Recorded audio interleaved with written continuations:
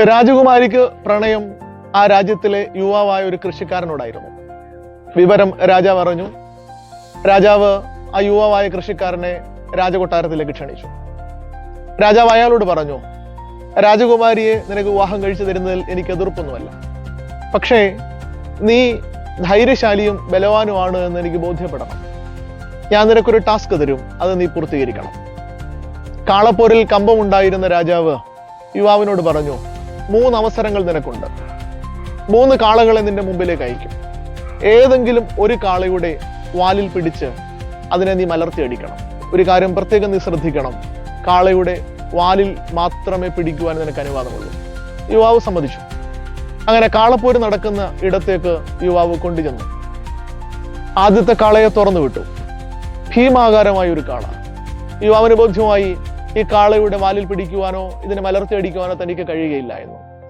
യുവാവ് ഒഴിഞ്ഞു നിന്നു. കാളയുടെ വഴിക്ക് പോയി. ഇനി 2 അവസരങ്ങൾ കൂടി ഉണ്ടല്ലോ. അടുത്ത കാളയ്ക്ക് വേണ്ടി വെയിറ്റ് ചെയ്തു. അടുത്ത കാളയെ തുറന്നു വിട്ടു. ആദ്യത്തതിലും ഭീമാകാരമായ ഒരു കാള. ഒരിക്കലും അതിനെ തനിക്ക് കീഴ്പ്പെടുത്തുവാൻ കഴിയുകയില്ല എന്ന് ബോധ്യമായ യുവാവ് അല്പം ഒതുങ്ങി നിന്നു. കാളയുടെ വഴിക്ക് പോയി. അടുത്ത അവസരത്തിന് വേണ്ടി കാത്തിരുന്നു. അടുത്ത കാളയെ തുറന്നു വിട്ടു. ആ രാജ്യത്തിലെ ഏറ്റവും ചെറിയ കാള. യുവാവിന്റെ സന്തോഷമായി.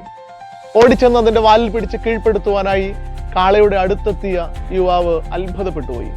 കാരണം ആ കാളയ്ക്ക് വാലില്ലായിരുന്നു. നിരാശയോടെ രാജ്യം തന്നെ വിട്ടുപോകേണ്ട അവസ്ഥ യുവാവായ കൃഷിക്കാരനുണ്ടായി. ജീവിതവും ഇങ്ങനെ തന്നെയാണ്.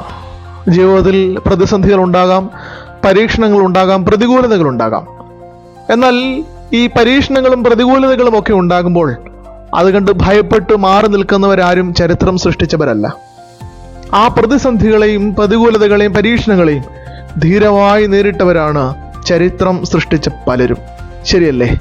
എല്ലാവർക്കും നന്മകൾ ഉണ്ടാകട്ടെ എന്ന് പ്രാർത്ഥിക്കുന്നു.